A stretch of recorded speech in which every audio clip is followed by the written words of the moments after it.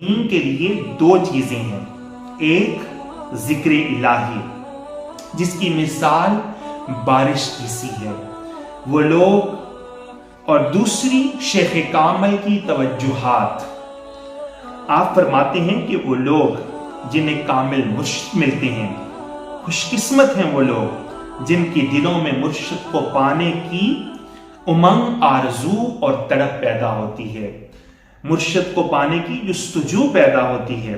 اللہ کے ذکر، اس کی یاد کے حوالے سے حضرت سلطان باہو رحمۃ اللہ تعالی علیہ اپنی کتاب عین الفقر میں صفحہ نمبر 155 میں فرماتے ہیں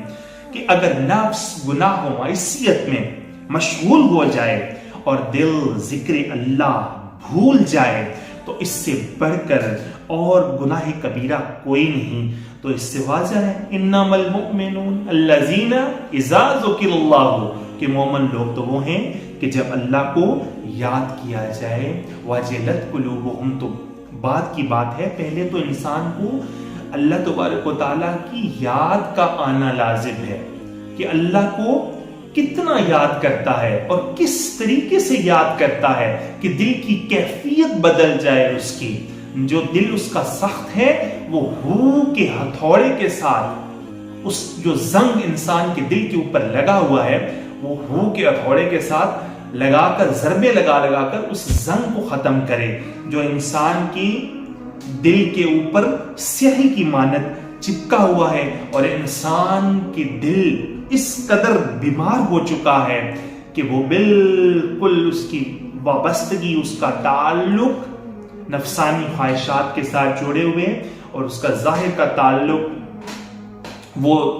اس پہ ڈیپینڈ کرتا ہے انسان پہ کہ وہ اس کا تعلق کس طرف ہے۔ وہ چاہے زبانی طور پر جو مرضی پھر کرتا رہے یا کہتا رہے، اس سے کچھ فرق نہیں پڑتا۔ کہ آپ اندازہ لگا سکتے ہیں اس بات سے، حضرت سلطان العارفین کی اس قول سے جو آپ نے فرمایا ہے کہ دل اگر اللہ تبارک و تعالیٰ کی یاد کو بھول جائے تو اس سے بڑا گناہ کبیرہ کیا ہو سکتا ہے، جو آپ کی قول مبارک فرما رہے ہیں کہ کس قدر اللہ تبارک و تعالیٰ کی یاد کا آنا ضروری ہے۔ اور ذکر کے حوالے سے نبی کریم شفیع رحمت، آقا دو جہاں، سرور کونین، رحمت للعالمین، شافی محشر، شفیع امت، نبی مکرم، نور مجسم، احمد مجتبی، جناب حضرت محمد مصطفیٰ صلی اللہ علیہ وآلہ وسلم کی ایک حدیث پاک ہے۔ آپ صلی اللہ علیہ وآلہ وسلم فرماتے ہیں کہ جب لوگ اللہ کا ذکر کرنے کے لیے بیٹھتے ہیں تو فرشتے ان کو گھیر لیتے ہیں، سکنیت ان پر نازل ہوتی ہے۔ سکنیت سے مراد یہ کہ روحانی انسان کی کیفیت جو ہوتی ہے وہ بدلتی ہے۔ روحانی کیفیت بدلنے سے مراد انسان کی روح جو ہوتی ہے وہ بیدار ہوتی ہے، اس کے اندر ایک مٹھاس اور سرور اور محبت جیسی نعمت اللہ تبارک و تعالیٰ کی طرف سے انسان کو میسر آتی ہے، اور وہ دنیا سے غافل ہو کر اللہ تبارک و تعالیٰ کی ذات کی طرف بیداری انسان کو نصیب ہوتی ہے۔ سکنیت ان پر نازل ہوتی ہے اور رحمت ان کو ڈھانپ لیتی ہے، یعنی کہ اللہ تبارک و تعالیٰ کی رحمت انسان کو مکمل طور پر ڈھانپ لیتی ہے، اور اللہ تبارک و تعالیٰ کی رحمت کے ڈھانپنے کی بدولت ہی انسان بہت سی نفسانی خواہشات اور بہت سے گناہوں سے انسان بچ سکتا ہے۔ اور اللہ تبارک و تعالیٰ ان کا ان ہستیوں کے سامنے ذکر کرتا ہے جو اس کے پاس موجود ہوتے ہیں۔ یہ تو اللہ تبارک و تعالیٰ کی شان کریم ہے، اور اللہ تبارک و تعالیٰ نے قرآن کریم میں بھی فرمایا نا کہ فَاذْكُرُونِی اذْکُرْکُم، کہ تو مجھے یاد کر میں تجھے یاد کروں گا۔ تو یہی حدیث پاک میں بھی اللہ تبارک و تعالیٰ کی طرف سے حضور علیہ السلام نے ارشاد فرمایا ہے، مسند احمد کی حدیث ہے، 5404 نمبر ہے اس کا، کہ اللہ تبارک و تعالیٰ اس بندے کا جو اللہ تبارک و تعالیٰ کی یاد میں مشغول ہو جائے، یعنی کہ دل سے، صرف زبان سے نہیں، دل سے، کیونکہ اللہ تبارک و تعالیٰ انسان کی نیتوں کو دیکھتا ہے، اس کے ارادوں کو دیکھتا ہے، اس کی اندر کی توجہات اور کیفیت کو دیکھتا ہے، نہ کہ ظاہر کو۔ اس بات پہ بھی ساتھ ساتھ غور ہونا چاہیے آپ کا، اور آپ اندازہ لگائیں کہ اس کا کیا مقام ہوگا کہ جو ہر سانس اللہ کے ذکر میں مشغول ہو جائے،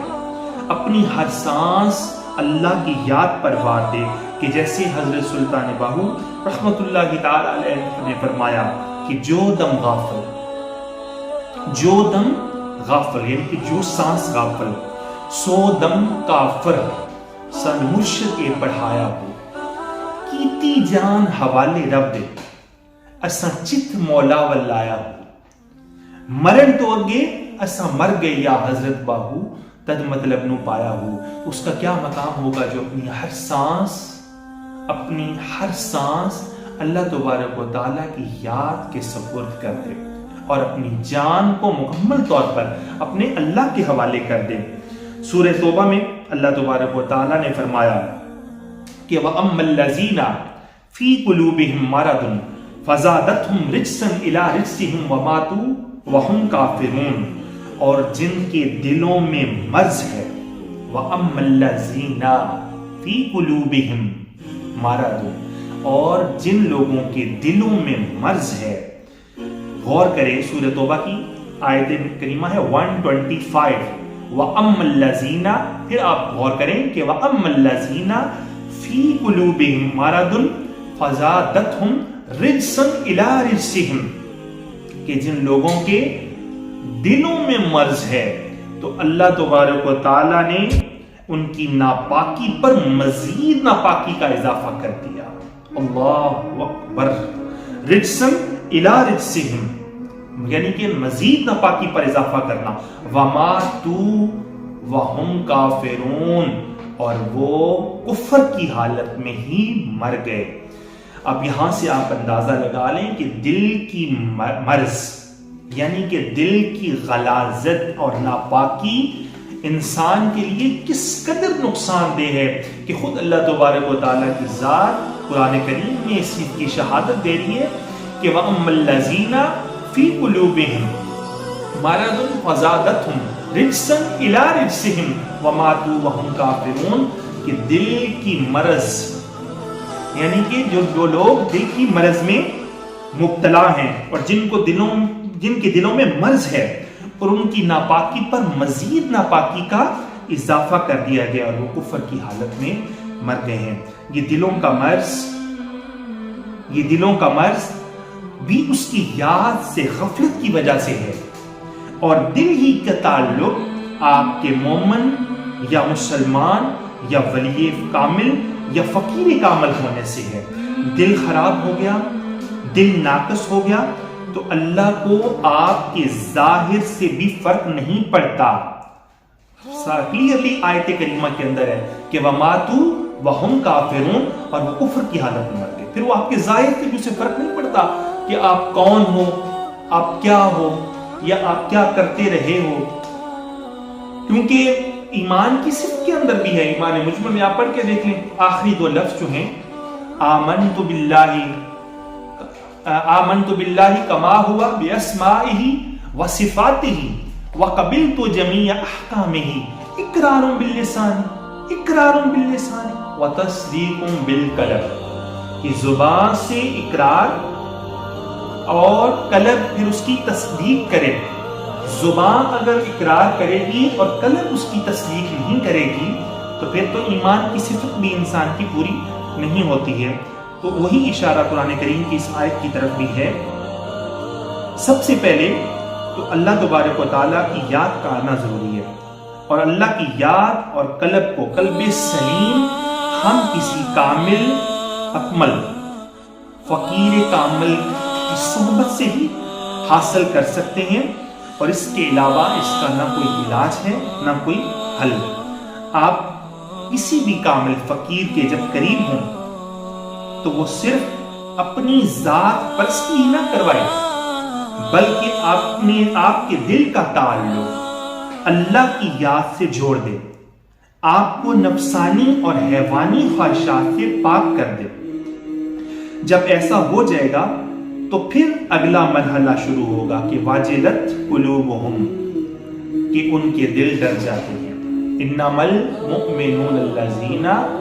इज़ा ज़ुकिरल्लाह वजिलत कुलूबुहुम, कि मोमिन लोग तो वो हैं कि जब अल्लाह को याद किया जाए तो उनके दिल डर जाते हैं। ये इंसान का दूसरा स्टेप शुरू होता है कि फिर उसका दिल खौफ में मुब्तला हो जाता है। और याद रहे कुरान करीम की सूरह बकरा की पहली आयत में ही अल्लाह तबारक व तआला ने ये बात वाज़ेह फरमा दी है कि कुरान हदायत है डरने वालों के लिए, हुदल लिल मुत्तकीन, कि ये हदायत का सरचश्मा है डरने वालों के लिए। और डरने वाले कौन हैं? इस आयत में वाज़ेह हो गया, इन्नमल मुअमिनु अल्लज़ीना इज़ा ज़ुकिरल्लाहु वजिलत कुलूबुहुम, के मोमिन लोग तो वो हैं कि जब अल्लाह को याद किया जाए तो उनके दिल डर जाते हैं। यानी कि डर का ताल्लुक भी इंसान के दिल के साथ है। वाजिलत कुलूबुहुम, क्लियरली अल्लाह तबारक व तआला ने फरमा दिया कि वाजिलत कुलूबुहुम, कि उनके दिल डर जाते हैं। और दोस्तों अल्लाह तबारक व तआला का खौफ जो होता है वो दो तरह का होता है। एक पहली तरह का खौफ अजाब के खौफ से गुनाहों को तर्क कर देना अल्लाह अज़्ज़ा व जल के, और दूसरी तरह का खौफ अल्लाह अज़्ज़ा व जल के जलाल, उसकी अजमत और उसकी बेनियाजी से डरना। पहली किस्म का खौफ आम मुसलमानों में से परहेजगारों को होता है, आप उन्हें सालिहीन भी कह सकते हैं। और दूसरी किस्म का खौफ अंबिया, मुरसलीन, औलियाए कामिलीन, फकीराने कामिलीन और मुकर्रब फरिश्तों को होता है। और जिसका अल्लाह ताला से जितना ताल्लुक ज्यादा होगा, जिसका अल्लाह से जितना ज्यादा कुर्ब होता है, उसे उतना ही ज्यादा खौफ होता है। और मैं पहले भी ये बात वाज़ेह कर चुका हूं कि ये कुर्ब कामिलीन की सोहबत से नसीब होता है। उम्मुल मोमिनीन अम्मा आयशा सिद्दीक़ा रज़ी अल्लाह तआला अन्हा से रिवायत है कि सरकार दो आलम सल्लल्लाहु अलैहि वसल्लम ने इरशाद फरमाया कि मैं तुम में सबसे ज्यादा अल्लाह अज़्ज़ा व जल से डरने वाला हूँ, और तुम में सबसे ज्यादा अल्लाह अज़्ज़ा व जल की मार्फत रखने वाला हूँ। बुखारी शरीफ की ये हदीस है दोस्तों, आप इससे अंदाजा लगा सकते हैं कि हुजूर अलैहिस्सलातु वस्सलाम का ताल्लुक अल्लाह तबारक व तआला की ज़ात से किस कदर मजबूत ताल्लुक है। और आप वाहिद वो हस्ती हैं कि जिनका अल्लाह तबारक व तआला की ज़ात से ताल्लुक पूरी कायनात में सबसे ज्यादा बढ़ के है। और आप सल्लल्लाहु अलैहि वसल्लम पूरी कायनात में सबसे ज्यादा अल्लाह तबारक व तआला की ज़ात की मार्फत रखने वाले हैं। और यहाँ पर ये भी बात है कि जब तक हमें हुजूर अलैहिस्सलातु वस्सलाम की ज़ात की मार्फत नसीब नहीं होगी, तब तक हम अल्लाह तबारक व तआला की मार्फत व शनाख्त कैसे हासिल कर सकते हैं। आप ही जरिया हैं, आप ही वाहिद वसीला हैं अल्लाह तबारक व तआला की ज़ात तक पहुँचने का।